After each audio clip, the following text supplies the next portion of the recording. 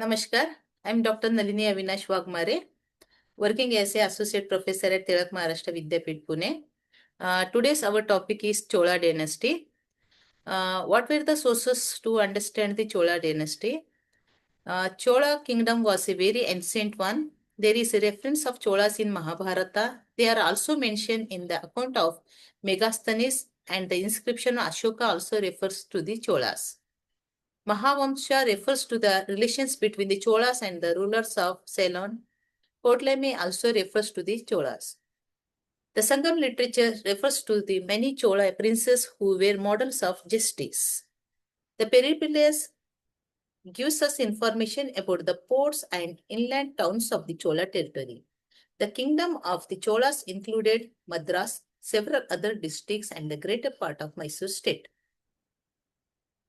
The main source of information for the history of the Chola period is the large number of inscriptions of that period.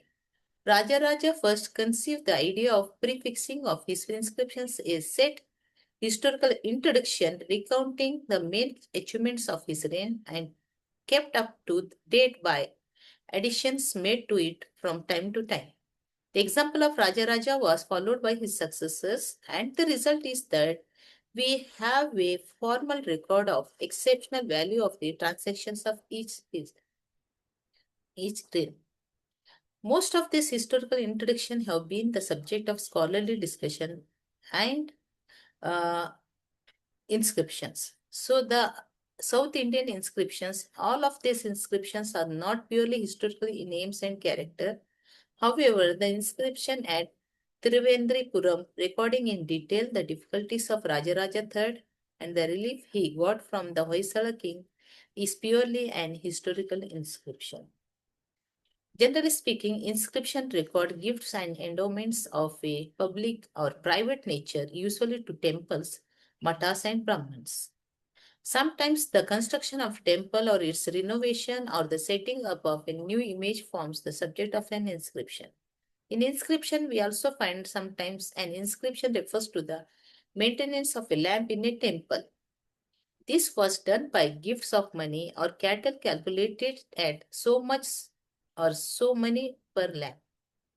Among the donors, we find not only kings and their officials, but also occupational and commercial guilds, caste organizations, military groups, village assemblies, and many private individuals, both men and women.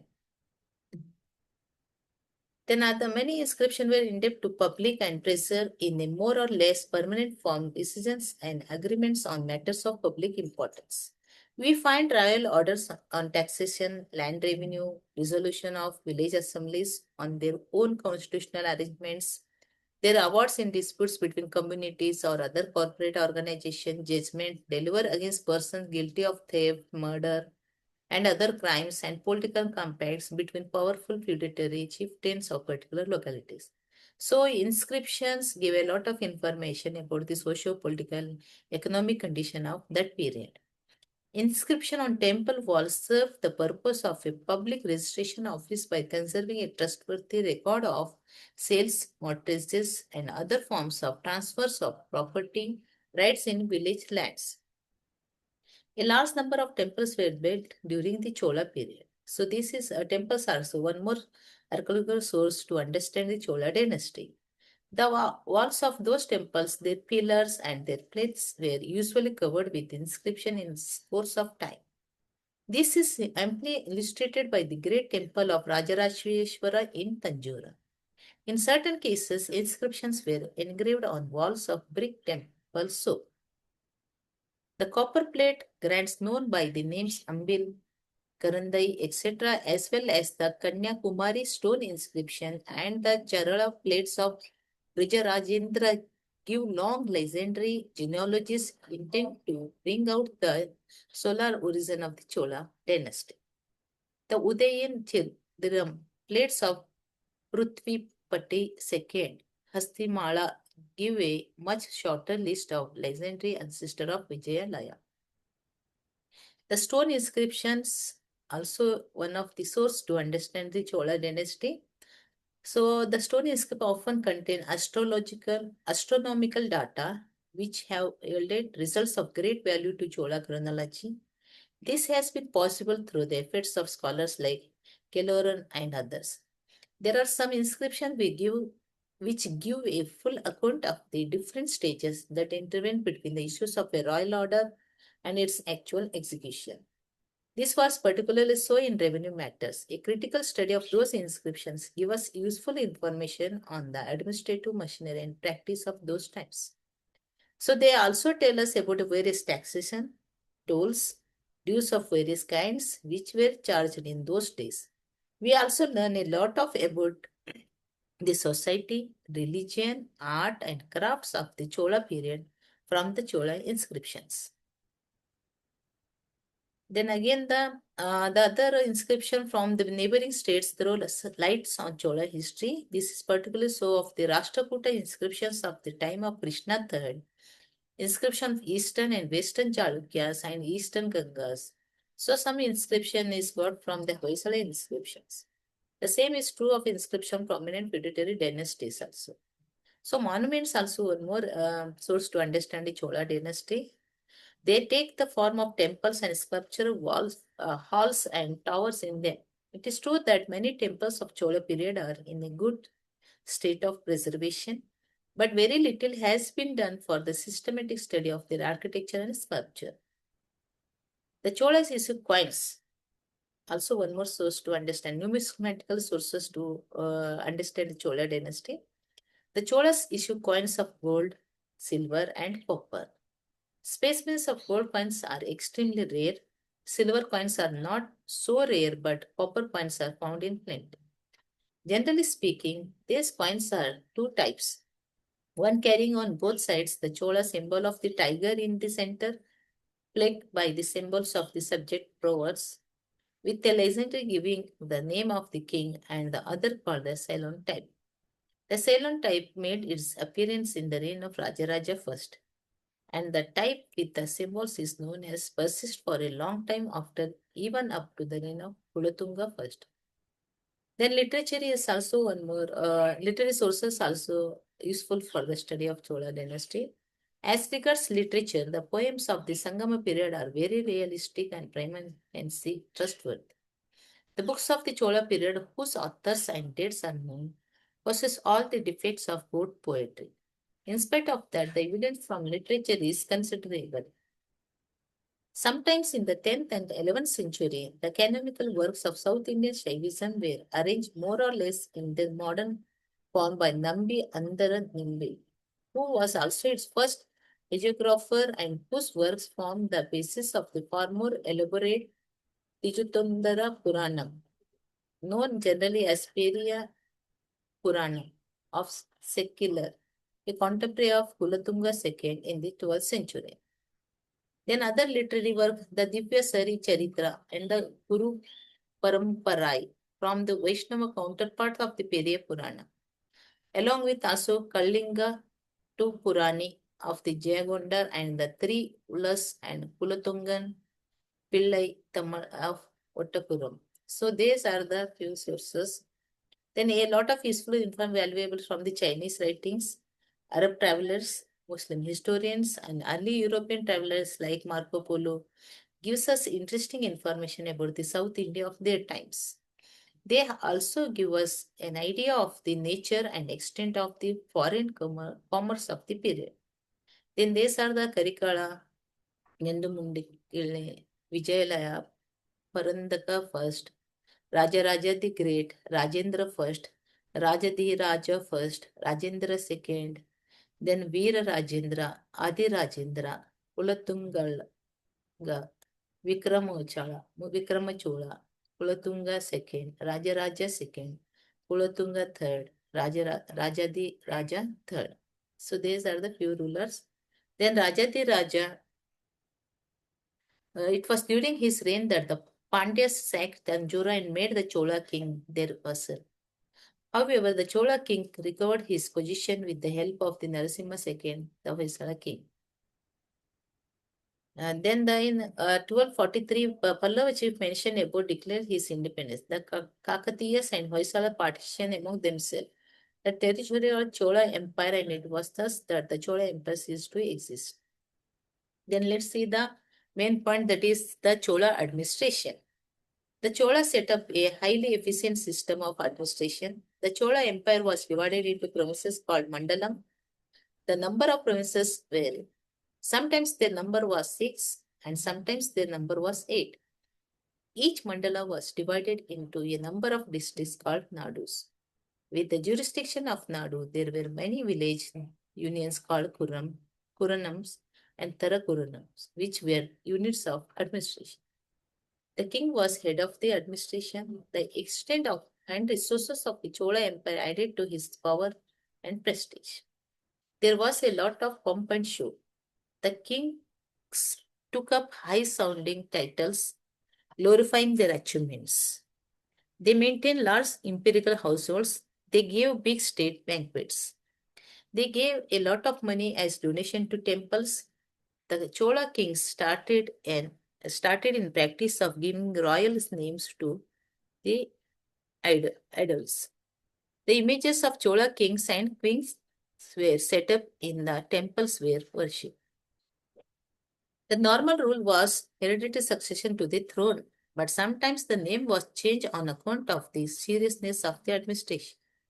The Chola kings had all powers, but their absolutism was tempered both by a ministerial council and organized administrative staff. The heads of the departments were in close contact with king and were often consulted by him. The officers were paid by land assignments. They were honored and encouraged by titles. The higher officials enjoyed the status of Perandaram and the lower ones Siruttaram. The head of Mandala, who was Viceroy, was either a close relation of king himself or a descendant of its dispossessed royal house. He was in constant communication with the central government.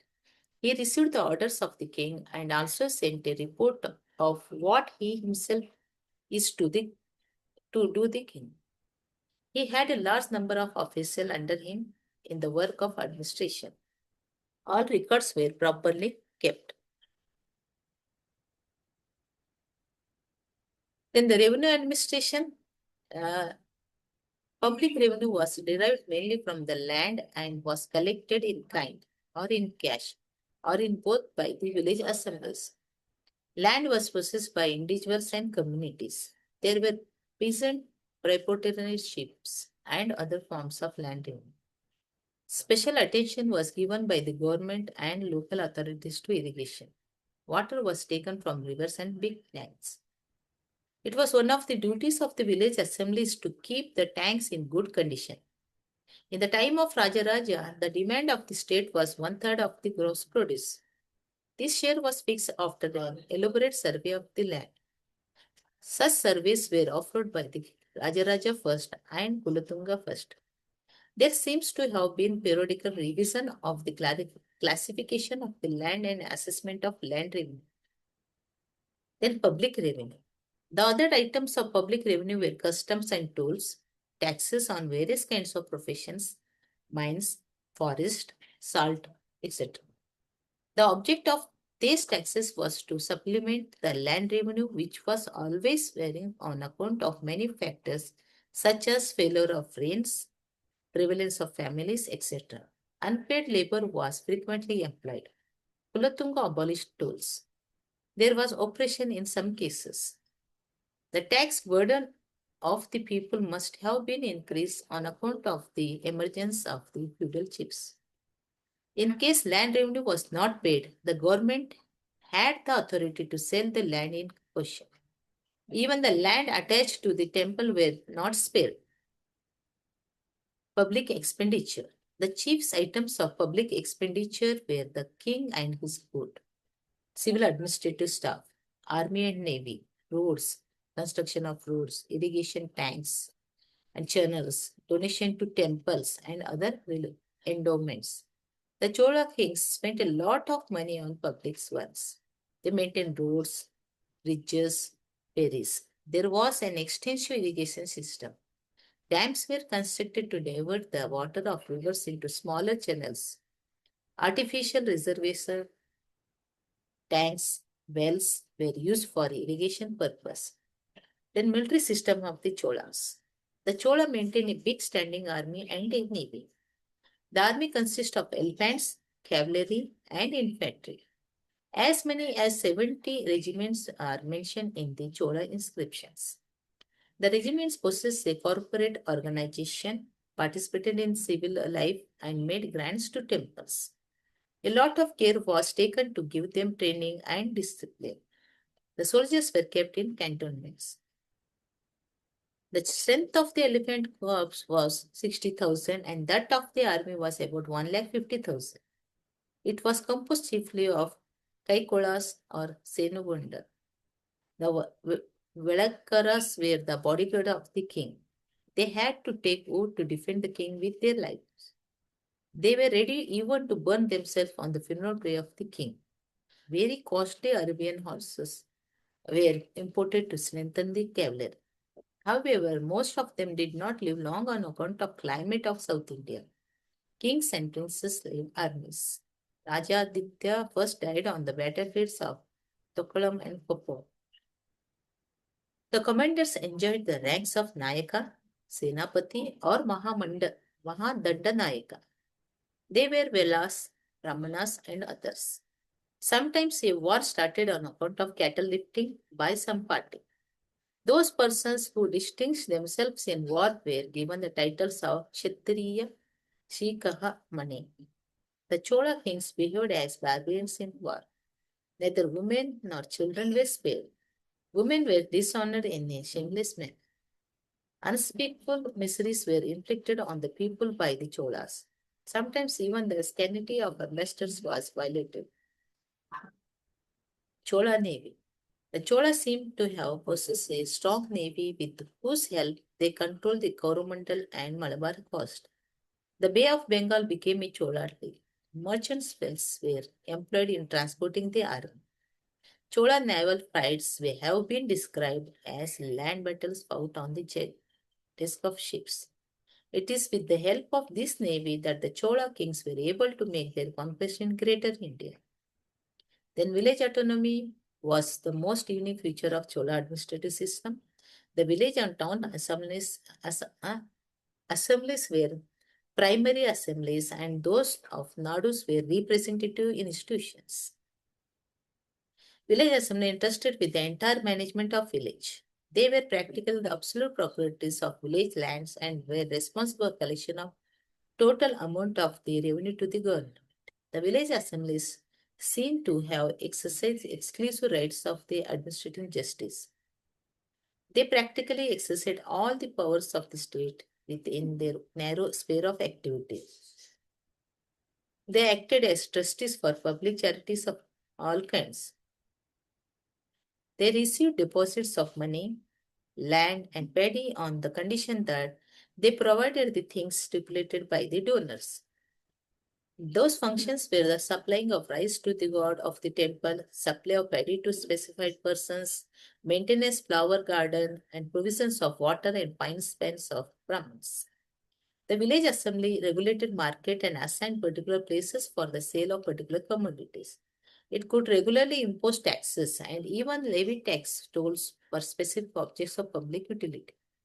They had the power to exact forced labor from the inhabitants of the village. The village assembly helped the people in times of famine. It provided them with means of subsistence. Sometimes it borrowed from the treasury of the village temple for that purpose. It acted as a trustee of village banks. It was its duty to maintain local religious and charitable institutions. It made provision for education. It protected the village from outside invaders and gave rewards to those who rendered meritorious service by saving the people from them. Their maritime commerce and naval activities of the Cholas, the kings were famous for creation of strong navy. It was with the help of navy that they were able to make conquests overseas. Rajaraja destroyed the fleet of the Charas at Kandaluru and subjugated them. He invented the inland of Ceylon and annexed its northern part, which became a Chola provinces. Rajaraja, who also conquered the Maladvi islands, Rajendra first annexed the whole of Ceylon. He also sent an expedition to Sumatra and the Malaya Peninsula. The Chola fleet crossed the Bay of Bengal to carry on trade with Burma, Ceylon, islands of the Indian Ocean, and Malaya archipelago. A Tamil scholar has given the following picture of the great port of Ohar at the mouth of the Kaveri River as it was under the Cholas. The town was divided in two parts, one of which was called Muruvar Pakkam and adjoined the sea coast, and the other, which was situated to the west of it, was called Patina Pakkam. Between these two portions of the city was a large area of open ground planted with tree at regular intervals where the great market was held. The principal street at Patinapakkam were the Royal Street and the Car Street and the Bajar Street. Then let's see the social and religious condition of the people of Chola period. The Hindu society was organized on the basis of caste system. In addition to four main castes, there were subcastes like the Kaikolas, the Chettis, the Kamalas, Ratnakaras, and the Pattanavas. Some subcastes were also known as Valangai and Idangai. According to legend, these two castes originated in the time of the Karikala Chola. It is pointed out that once upon a time, this division placed the differences before the Chola king. On that occasion, one section stood on the right side of the king and the other on the left side of the king. It was for that reason they came to be known as the right hand caste Idangai and the left hand caste Valangai. The relation between the two divisions were very strained. Then what was the position of women in Chola period? It appears that there was not much improvement in the status of women. However, some queens were associated with the administration of the country. Most modesty was considered the highest among their women's grace. There were child marriages among the higher caste. The practice of sati prevailed, although the same was not common. It is pointed out that Vanavana Mahadevi, queen of Sundara Chola, committed suicide. Marco Polo also refers to the practice of sati in the country.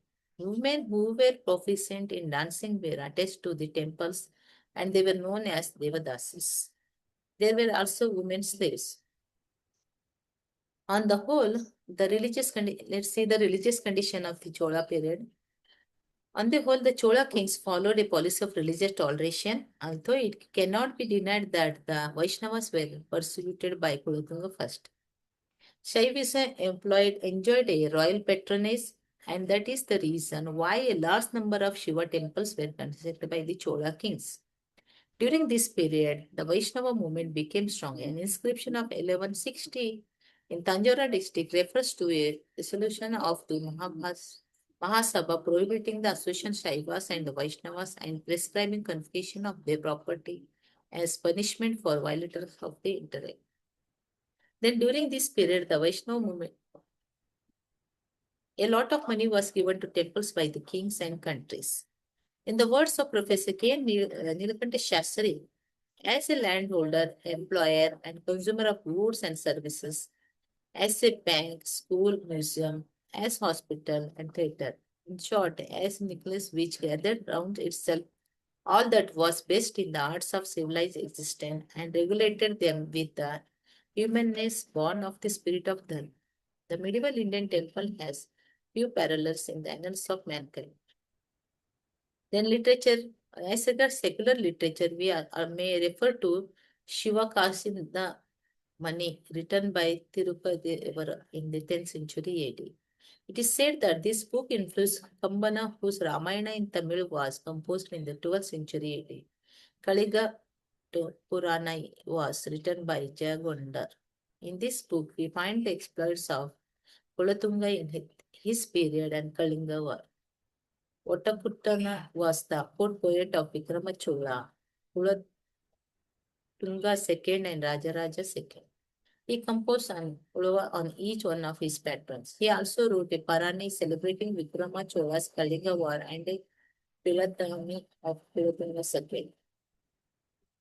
Then developed the Dravidian style and patronized Cholas developed the Dravidian style and almost perfected it. Cholas were great builders and they executed works on a stupendous scale. Refers can be made in this connection to their irrigation schemes and works. The embankment of the artificial lake built by Rajendra Chola first near his new capital Gangaikonda Cholapuram was 16 miles in the length with stone laces and channels. Dams composed of huge blocks of dressed stone were thrown across Kaveri and other rivers. Chola cities were elaborately planned and laid out. The centers of the city was the temple.